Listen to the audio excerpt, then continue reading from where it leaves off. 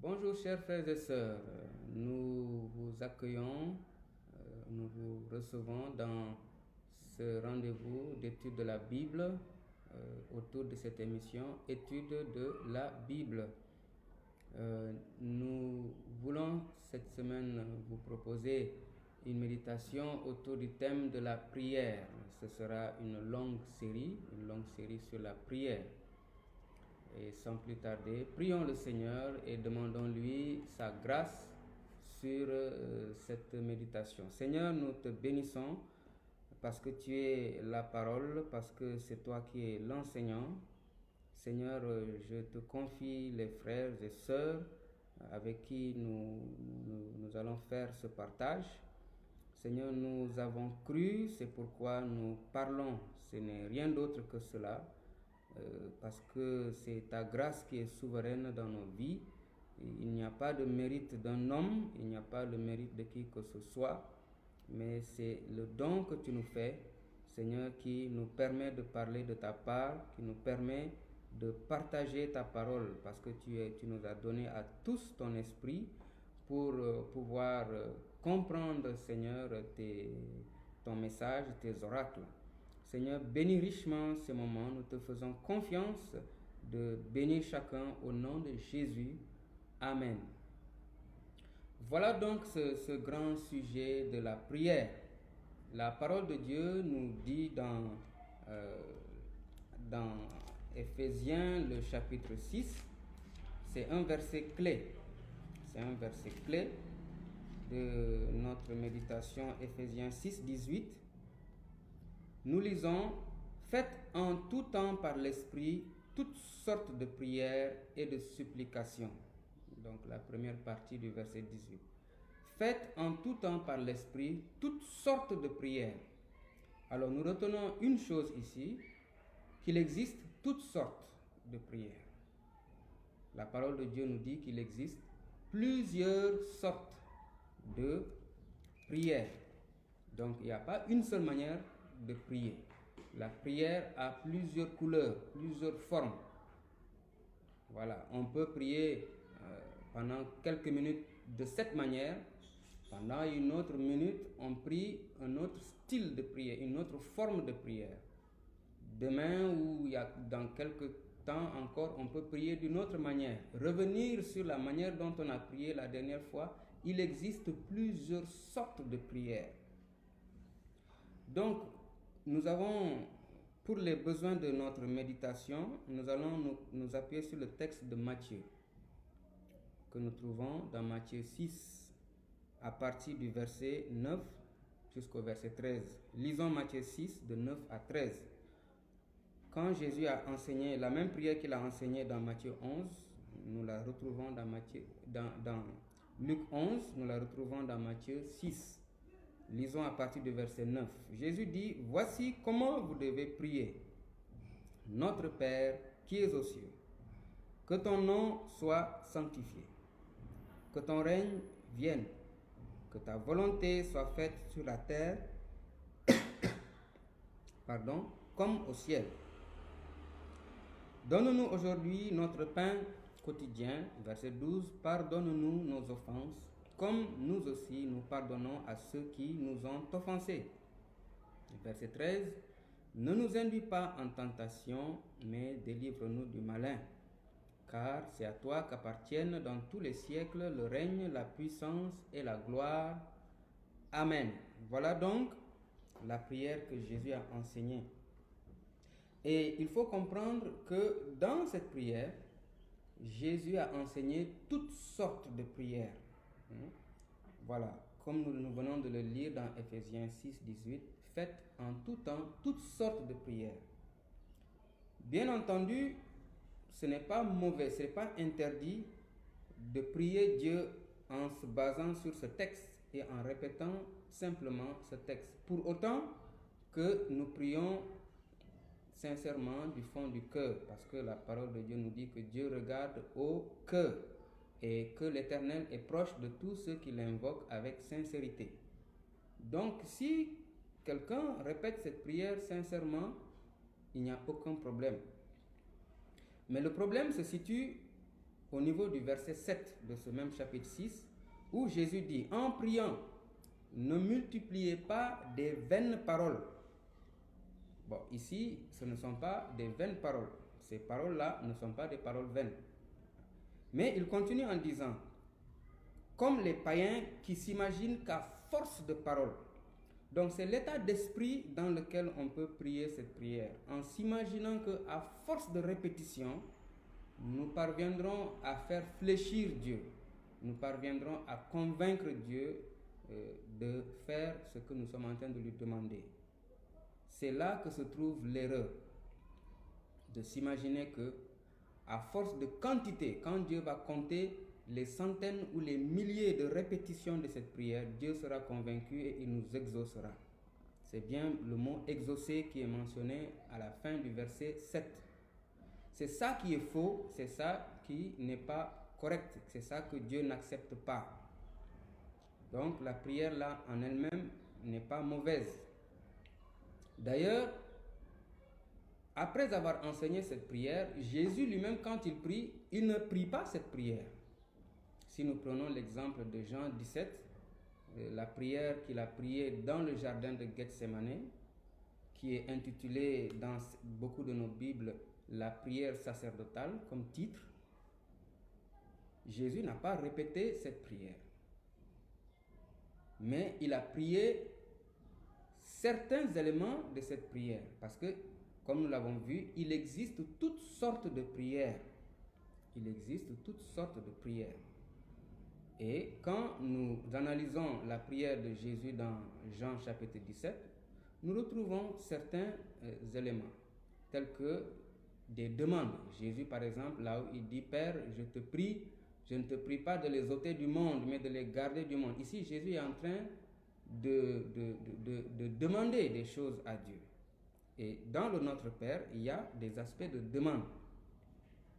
On voit aussi dans les actes des apôtres certaines prières de l'Église, certaines prières d'individus qui sont des formes de prière et qui ne sont pas forcément des répétitions de cette prière. Donc, ce qu'il faut comprendre, que cette prière que Jésus a enseignée à ses disciples, c'est un modèle qui contient toutes sortes de prières que nous pouvons prier. Toutes sortes de prières. Par exemple, on peut prier une forme de prière qui s'arrête sur Notre Père. Et c'est ce que nous allons voir aujourd'hui. Une autre prière qui s'appuie sur qui est aux cieux. On peut passer du temps dans le qui est aux cieux. C'est une forme de prière. Une autre forme de prière qui dit que ton nom soit sanctifié. Ça, c'est de la louange, c'est la reconnaissance de la majesté de Dieu, de sa grandeur. Donc, voilà une forme de prière. Verset 10, que ton règne vienne. Une prière qui invite le règne de Dieu, qui invite Dieu comme roi. Qui invite Dieu comme roi. Que ta volonté soit faite. Maintenant que Dieu est roi, il peut exercer sa volonté. Il peut exercer sa loi. Que ta volonté soit faite sur la terre comme au ciel. Ça, c'est aussi une autre forme de prière. Et ainsi de suite, et ainsi de suite. Donne-nous aujourd'hui, ici, c'est une prière de demande. Et on peut demander beaucoup de choses. On peut demander ici, il a dit, donne-nous notre pain. Et il existe plusieurs sortes de pain que la parole de Dieu nous enseigne. Pardonne-nous, ici c'est la prière de repentance. La prière de repentance et de demande de pardon. Et ainsi de suite, et ainsi de suite. Il existe plusieurs sortes de prières. Alors pour aujourd'hui, nous allons nous arrêter sur notre Père. Notre Père. Prier Dieu est fondé sur le fait que Dieu soit notre Père. Prier Dieu est fondé sur le fait que nous soyons fils ou filles de Dieu. C'est cela qui est la base de cette relation, de cette approche, du fait de s'approcher de lui. C'est parce que nous sommes fils, c'est parce que nous sommes filles. Et dans la prière, nous pouvons passer du temps à apprécier, à remercier Dieu pour cette relation, pour cette grâce qu'il nous fait d'être ses fils et ses filles, pour la manière même dont il nous a rendus fils et filles, pour la manière dont il nous donne accès à sa présence sur la base du fait que nous soyons ses fils et ses filles. Rien que ça, nous pouvons passer des minutes et des minutes à prier Dieu. Voilà une forme de prière. Nous allons voir un peu certains aspects de cette relation de père-fils, fils et père, comme nous l'avons dit, qui constitue la base une des bases de la prière. Parce qu'à la fin de cette prière, au verset 13, il y a une autre base. Il y a d'autres bases du fait qu'on s'approche de Dieu dans la prière, et c'est là où il dit « car à toi appartiennent ». Voilà, tout ce qu'il a enseigné dans la prière. Depuis notre Père qui est aux cieux, que ton nom soit sanctifié, donne-nous, pardonne-nous, et ne nous induis pas en tentation. Toutes ces sortes de prières sont possibles, sont exauçables, car à Dieu appartiennent dans tous les siècles, c'est-à-dire à l'instant T où nous parlons, dans tous les siècles et dans l'avenir, à lui appartiennent le règne, la puissance et la gloire. Voilà encore toutes ces prières que nous pouvons prier, toutes ces sortes de prières sont exauçables, sont reçues, parce que à Dieu appartiennent le règne, la puissance et la gloire. Ces trois choses. Et parce que dès le verset 9, il est notre Père et que nous sommes ses fils et ses filles. Il y a donc quatre choses. Le fait que nous soyons fils, filles, le fait qu'à lui appartient le règne, à lui appartient la puissance, à lui appartient la gloire, c'est des bases de s'approcher de Dieu dans la prière. Donc, nous revenons sur notre Père. Dans la notion de Père, il y a la notion d'abord, il y a la notion de celui de qui on est issu, celui de qui on est sorti. Et nous allons voir cette notion dans Genèse, le chapitre 1.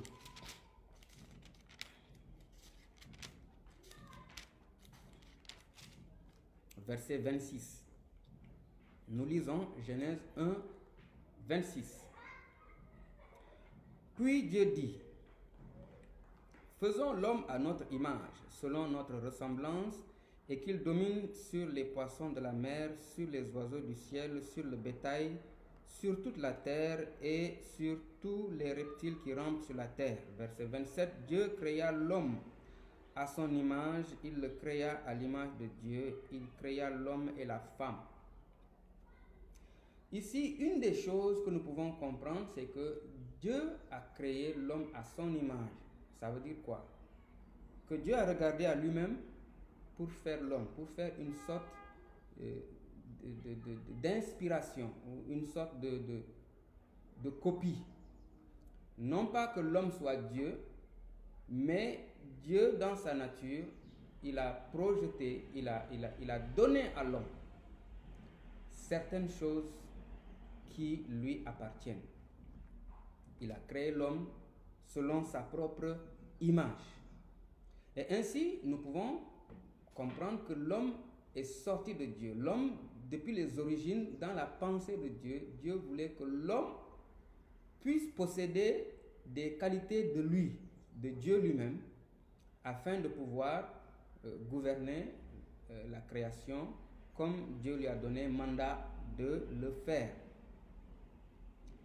Ainsi, l'homme est devenu fils de Dieu. Ici, il s'agit d'Adam, qui a été créé. Adam et Ève, bien sûr, qui ont été créés.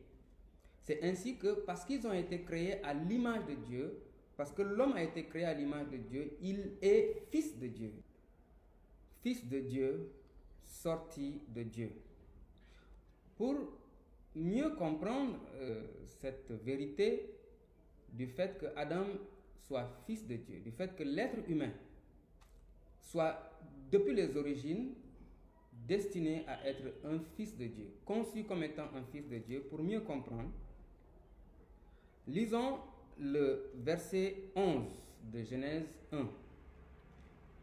On nous dit, puis Dieu dit, que la terre produise de la verdure, de l'herbe portant de la semence, des arbres fruitiers donnant du fruit selon leur espèce et ayant ainsi de suite, et ayant en eux leur semence sur la terre, et cela fut ainsi.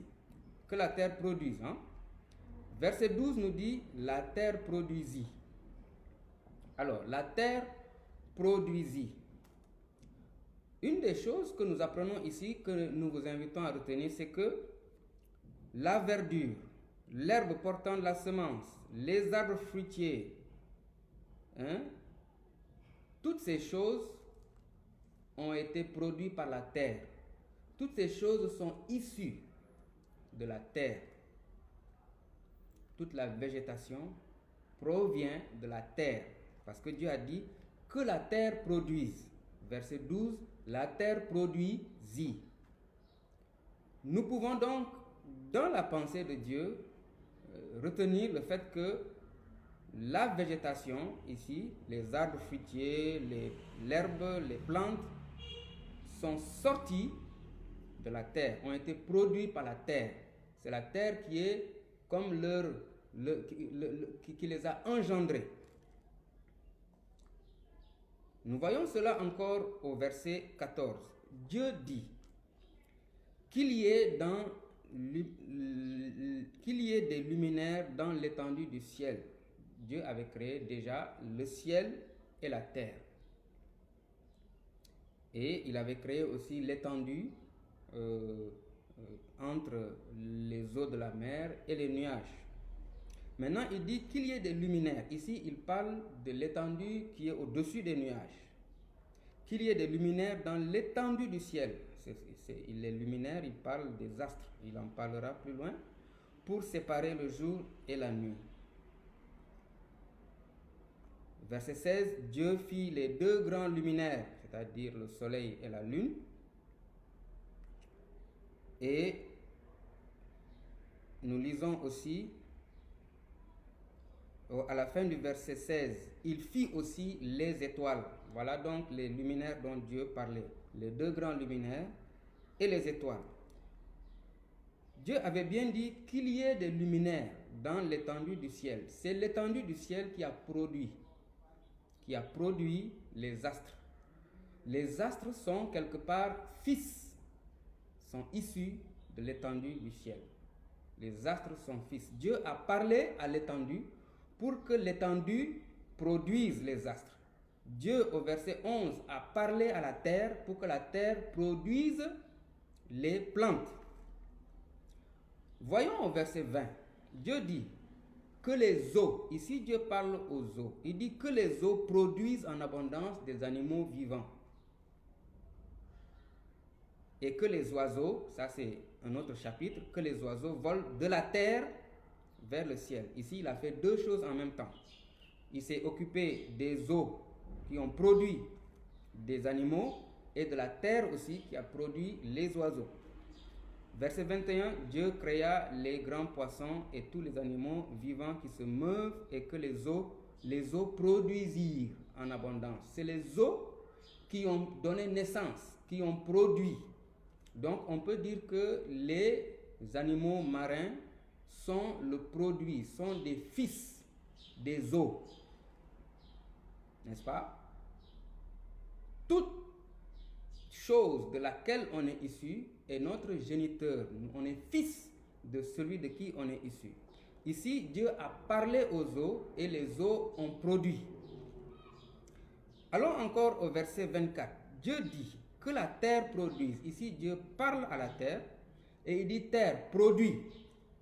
Et la terre a produit. Il dit que la terre produise des animaux vivants selon leur espèce, des reptiles et des animaux terrestres selon leur espèce, et cela fut ainsi. Voilà donc, Dieu, verset 11, il a parlé à la terre et la terre a produit. la verdure. Il a parlé, verset 14, au ciel, et le ciel a produit les luminaires. Verset 20, il a parlé aux eaux, les eaux ont produit les animaux marins. Au verset 24, il a parlé à la terre, et la terre a produit les animaux. Maintenant, verset 26, Dieu a parlé à qui?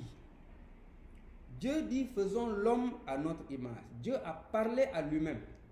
Il s'est parlé à lui-même afin que de lui-même puisse produire l'homme.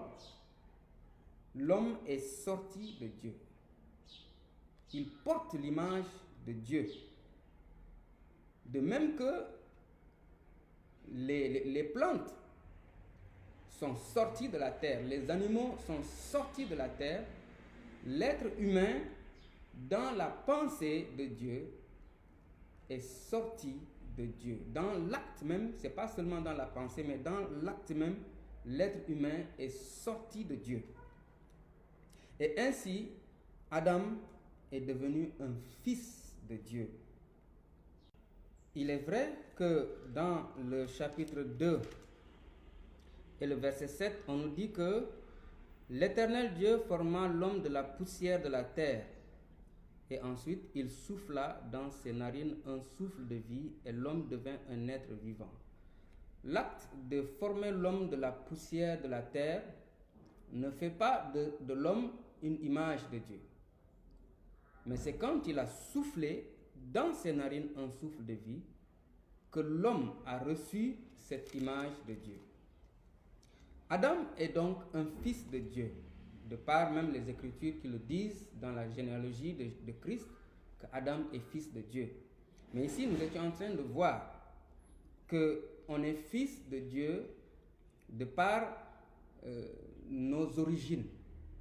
D'ailleurs, on dira qu'il est fils du terroir, parce qu'il est né dans tel terroir. On dira qu'il est fils du pays, parce qu'il a vu le jour dans tel pays.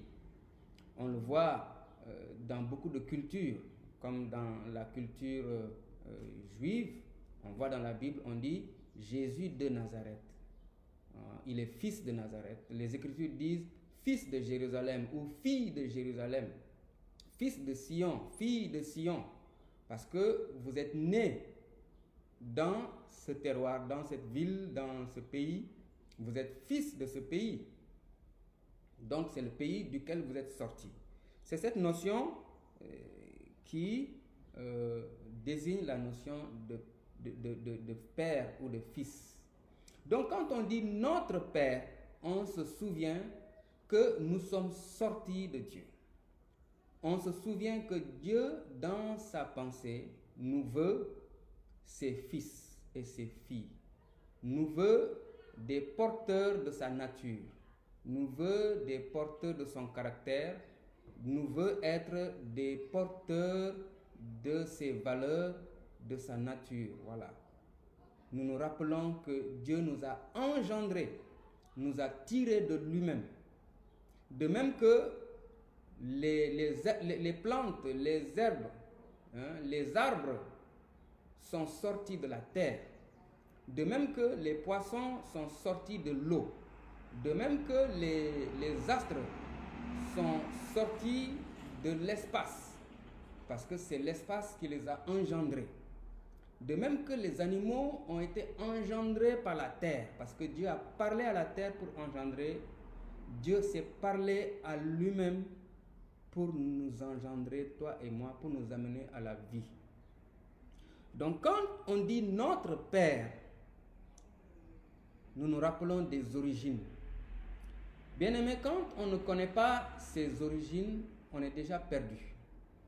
Parce qu'on ne sait pas d'où on vient. Quand on ne sait pas d'où on vient, on est d'avance perdu.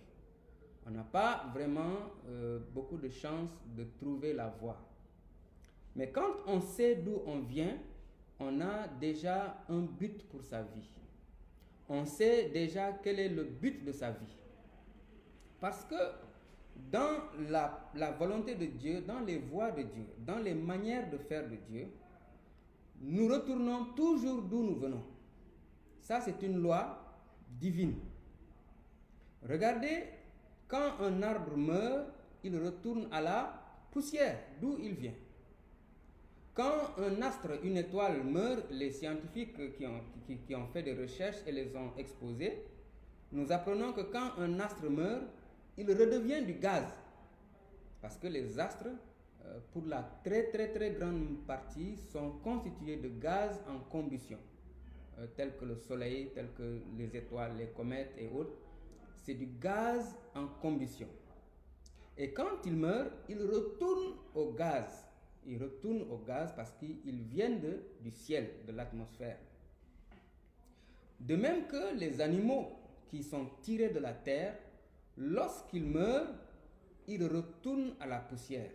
L'homme lui-même, dans sa nature physique, qui a été formé de la terre, quand il meurt, il retourne à la poussière. Et c'est ce que Dieu lui a dit. C'est ce que Dieu lui a dit. Il dit à l'homme, puisque tu as écouté la voix de ta femme et que tu as mangé de l'arbre au sujet duquel je t'avais donné cet ordre, tu n'en mangeras point, le sol sera maudit à cause de toi. C'est-à-dire, là d'où tu viens va être frappé. C'est à force de peine que tu tireras de la nourriture, que tu en tireras de la nourriture. Voilà encore une autre règle, une parenthèse. Nous tirons notre nourriture de là d'où nous venons.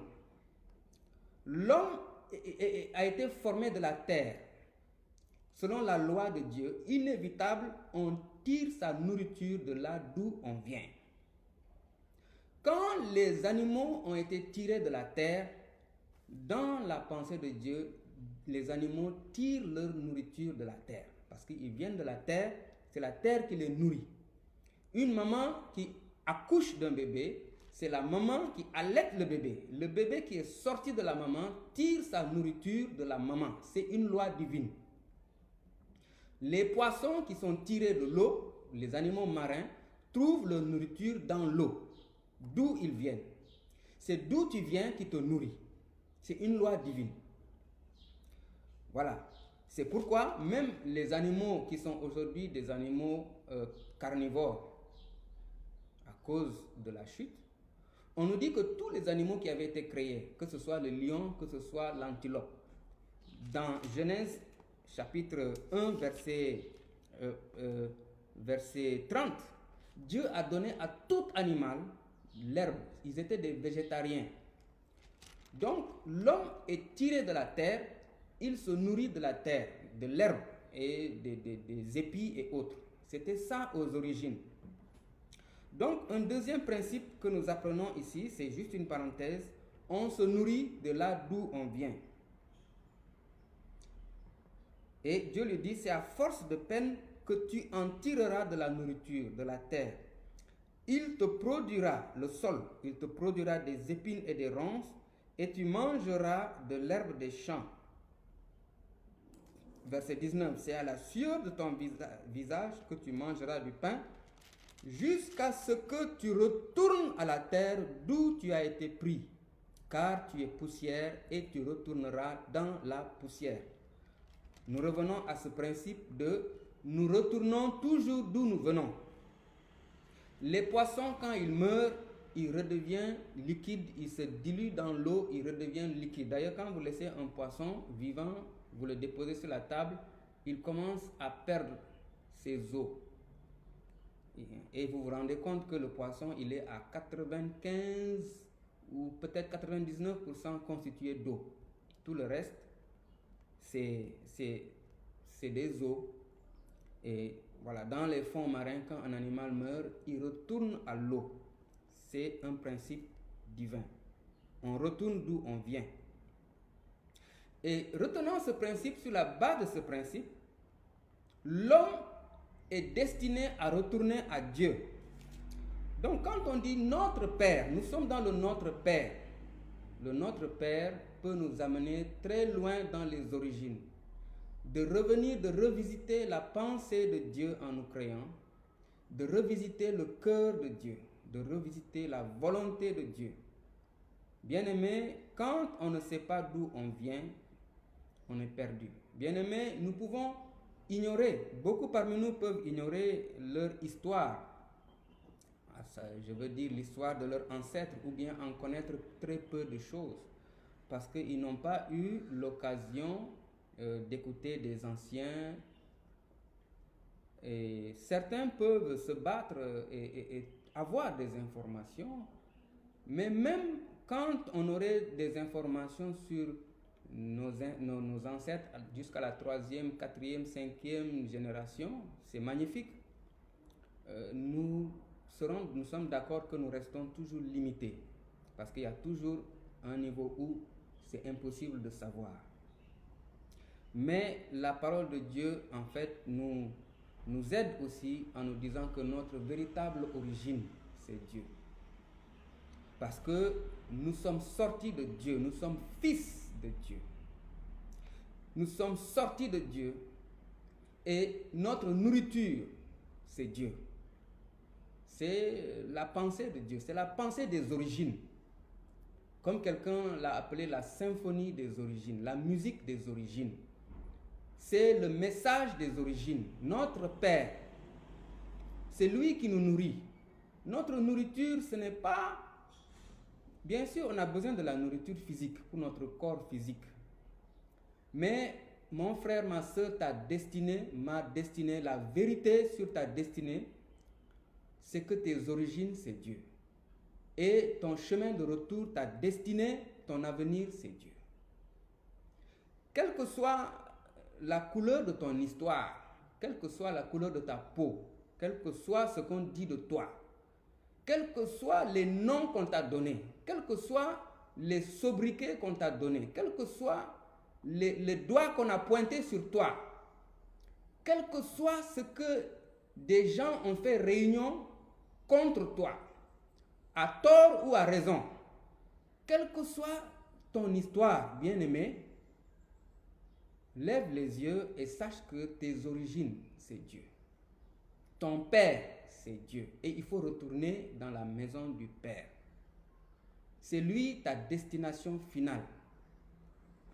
Tu peux avoir le privilège de voyager, d'avoir des destinations, c'est-à-dire gagner des diplômes, d'avoir des destinations, réaliser des choses sur la terre, ce qui n'est pas mauvais. Dieu nous donne beaucoup de choses sur la terre pour nous réjouir.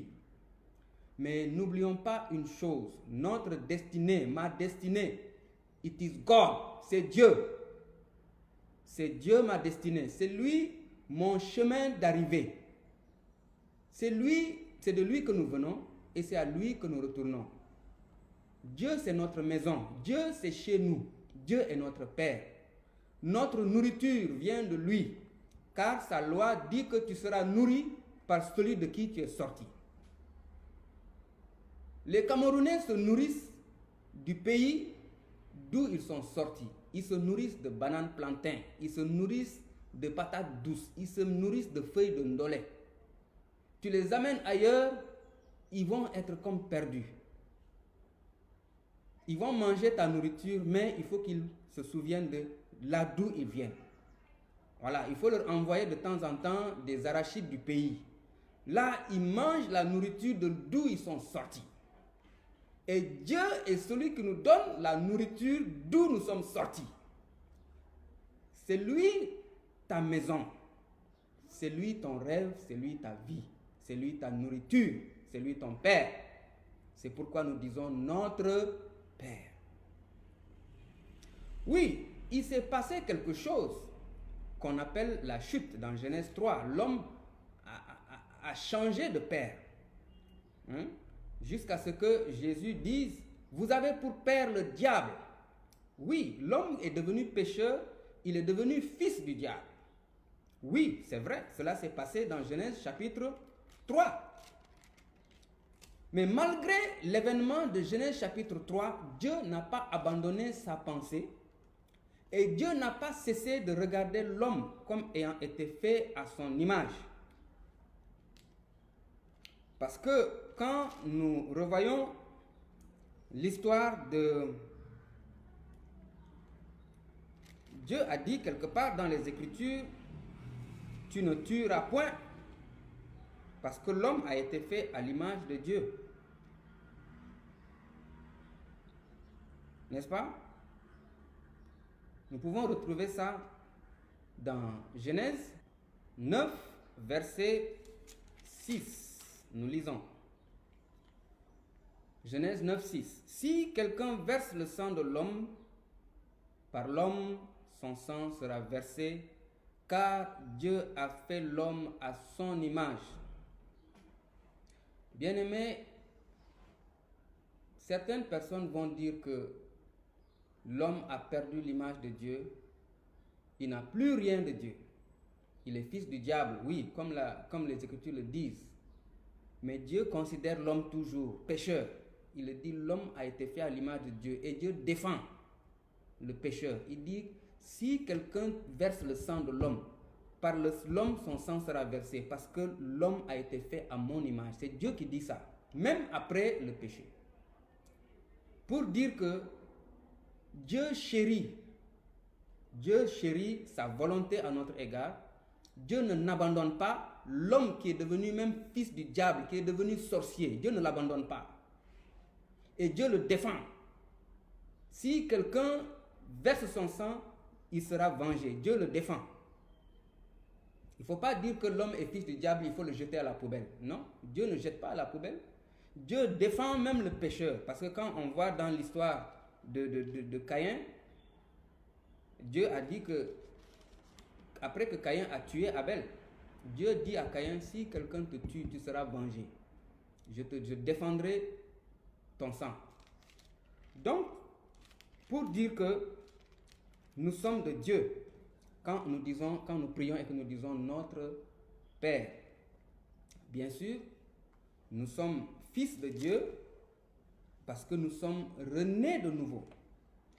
Après que nous soyons nés dans le péché et que nous ayons été vendus au péché, comme disent les Écritures dans Romains, Dieu est rentré dans un processus de rédemption pour ramener l'homme à sa position de fils.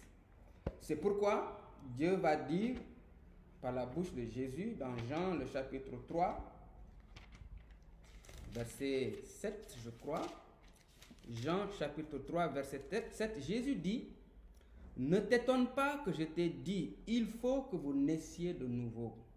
C'est-à-dire, c'est nécessaire, c'est obligatoire, c'est une nécessité. Il faut que l'homme naisse de nouveau. Parce que quand Dieu l'a créé à son image, et que dans Genèse 3, l'homme a perdu, en tout cas, la gloire de Dieu qui était sur lui, il a été privé de l'accès à cette gloire, il a été dépouillé de cette gloire. Jésus dit, il faut que vous naissiez de nouveau. Parce que nous étions nés au départ dans la volonté de Dieu, quand Dieu nous a créés, dans la pensée de Dieu. Nous sommes fils de Dieu parce que nous sommes nés de sa pensée, nés de sa volonté, et parce qu'il a mis en l'homme son souffle de vie. Il dit maintenant nous devons naître de nouveau. Et ça, c'est par l'évangile que nos frères ont beaucoup partagé ici. Vous pouvez regarder les enseignements sur comment Jésus nous sauve, l'évangile qui sauve et d'autres enseignements encore qui parlent de la nouvelle naissance. Comment naître de nouveau, il y a beaucoup d'enseignements. En résumé, c'est par l'évangile. Par l'évangile. L'évangile et par la foi, la repentance et l'obéissance au baptême. Par la foi en quoi? La foi en l'évangile. La repentance et l'obéissance à l'ordre de Jésus de se faire baptiser, car quiconque sera baptisé, croira et sera baptisé sera sauvé. Donc, il faut que vous naissiez de nouveau. Et alors, quand vous naissez de nouveau, vous devenez père. Jacques 1, 18 nous dit quoi? Jacques, chapitre 1, verset 18. Il nous a engendrés, c'est-à-dire il nous a fait naître de nouveau.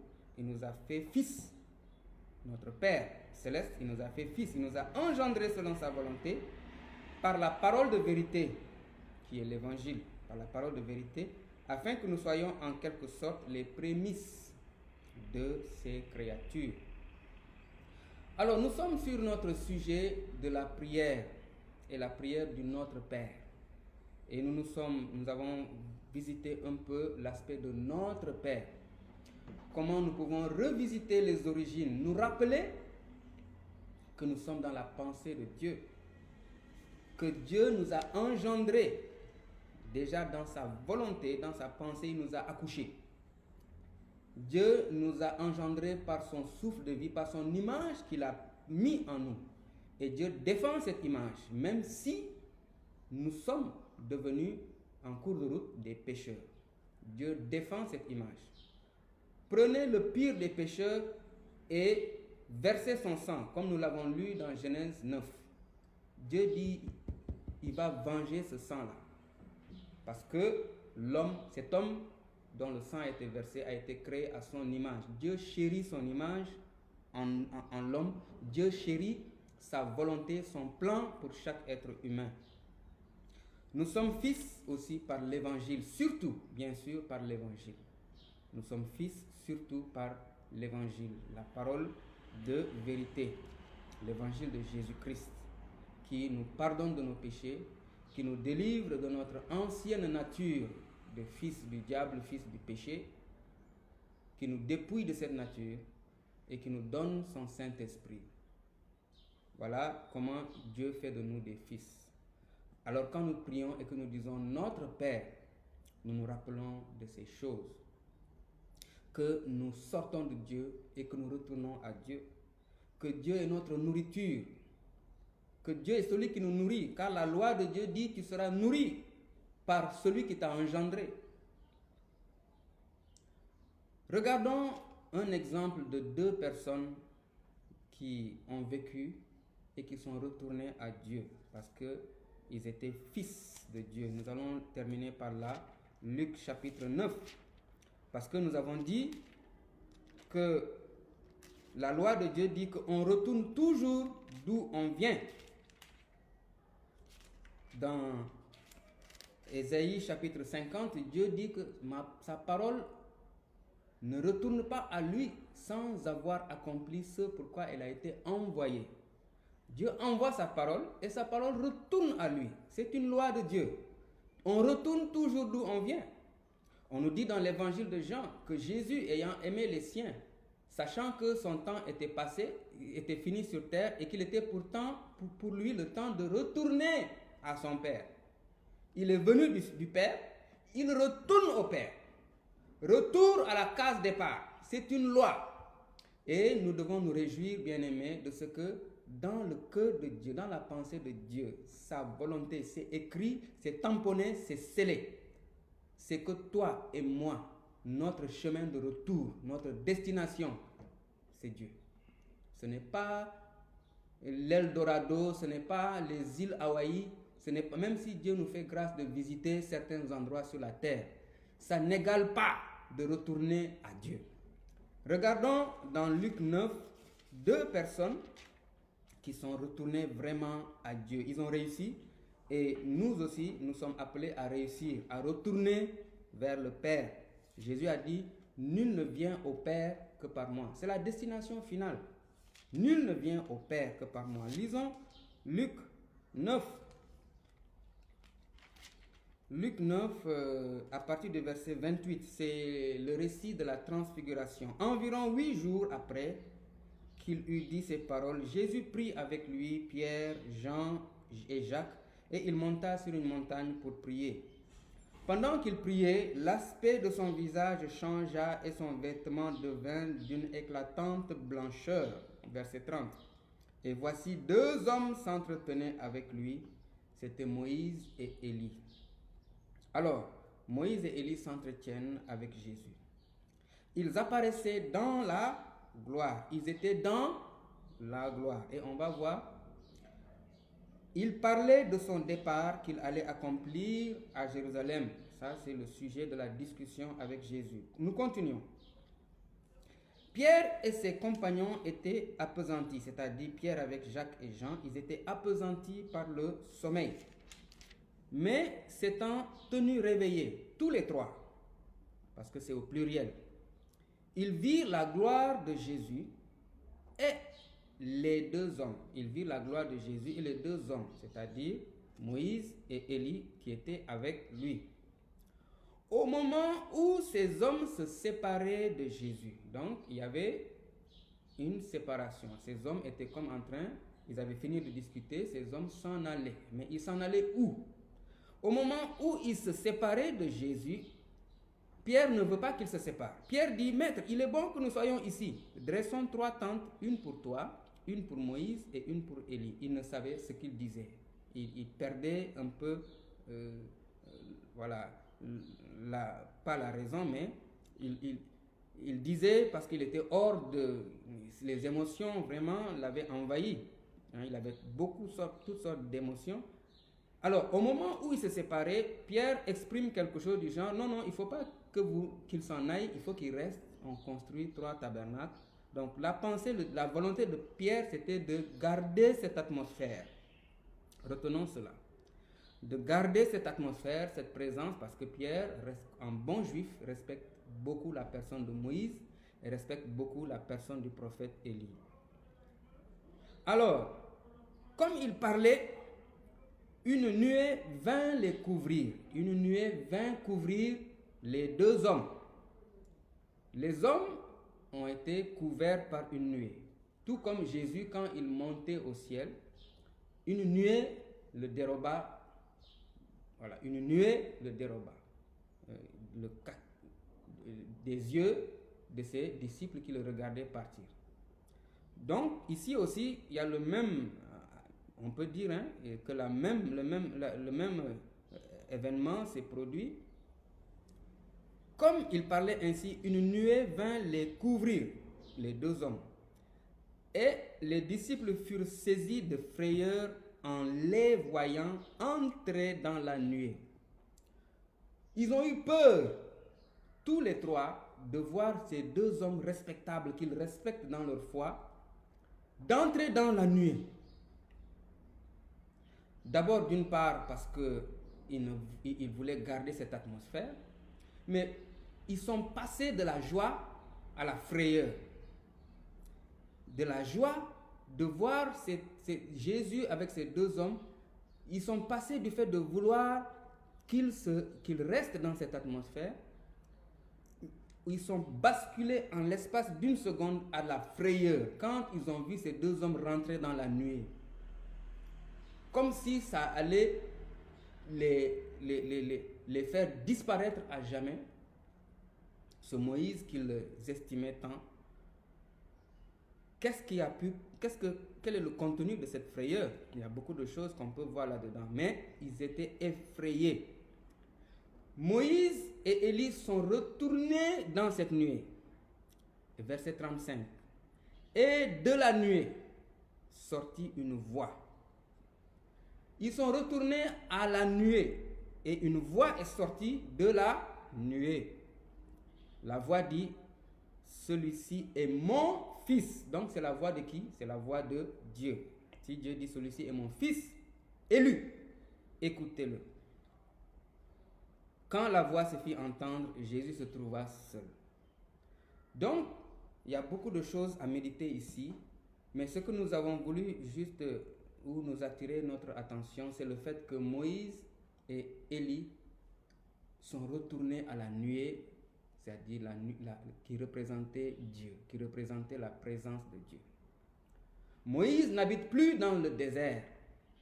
Élie n'habite plus dans les tentes ou bien à côté du torrent de Cédron. Il n'habite plus chez la veuve de Sarepta, comme nous le lisons dans 1 Roi 17. Il n'habite plus dans les endroits dont la Bible nous parle, dans les grottes, dans les cavernes, mais il habite en Dieu. Moïse habite en Dieu, parce que Dieu est leur Père. Et ça, c'est ta destinée. Notre destinée, à nous tous humains, la volonté de Dieu, c'est que comme Moïse et comme Élie, nous retournions à cette nuée, parce que Dieu est notre Père. Donc quand nous prions et que nous disons Dieu notre Père, nous nous rappelons de d'où nous venons, d'où nous sommes sortis et d'où nous retournons. Nous nous rappelons de celui qui nous nourrit. Quand même plus tard on dira donne-nous notre pain, notre premier pain, c'est Dieu. C'est lui qui nous nourrit. Alléluia. Seigneur, enseigne-nous à prier. Et le Seigneur leur dit, quand vous priez, dites notre Père. Prions le Seigneur. Père, nous te disons merci parce que quelle que soit notre histoire, quel que soit notre vécu, quelles que soient les douleurs que nous pouvons traverser, quelles que soient les joies aussi, quelle que soit, Seigneur, la couleur de notre histoire jusqu'à aujourd'hui, quelle que soit notre histoire demain, il reste une chose qui reste vraie, qui demeure immuable, c'est que tu es notre Père. C'est que nous avons été créés à ton image. C'est que, Seigneur, nous sommes destinés à retourner à toi. Père, tu es notre pays de naissance. Tu es notre chez nous. Tu es notre maison. Tu es notre destination finale. Tu es notre destination de rêve. Et comme Moïse et comme Élie, nous voulons retourner dans la nuée qui nous a pensé, qui nous a conçus et qui nous a fait venir dans ce monde. Cette nuée céleste, cette nuée divine. Oh, quelle merveilleuse nuée, quelle merveilleuse présence, la présence de notre Père. Oui, nous entendons la musique des origines, nous entendons la symphonie des origines, et c'est notre musique, c'est notre histoire, c'est nos origines, et c'est notre destination. Merci d'être aussi notre Père par l'Évangile. Merci de n'avoir pas abandonné, Seigneur, ta volonté, ton dessein. Oh oui, tu nous as créés à ton image. Tu es notre Père. Que ton nom soit béni. Merci d'être notre Père. Et nous voulons être tes fils et tes filles. Nous voulons être ces pèlerins qui marchent vers toi. Tu es notre chez nous. Tu es notre horizon que nous scrutons. Tu es notre destination. Rien d'autre. Qu'aucune autre chose ne nous distrait. Seigneur, de ta vision, ne nous distrait du rêve d'habiter éternellement avec toi, dans ta nuée, dans ta gloire, dans ta présence. Merci pour Jésus. Merci pour ta vision. Merci pour ton rêve. Merci pour ta volonté. Au nom de Jésus. Amen. Nous poursuivrons petit à petit. Seigneur, enseigne-nous à prier. Et il a enseigné notre Père qui es aux cieux. Que ton nom soit sanctifié et ainsi de suite. Que Dieu vous bénisse et à prochainement.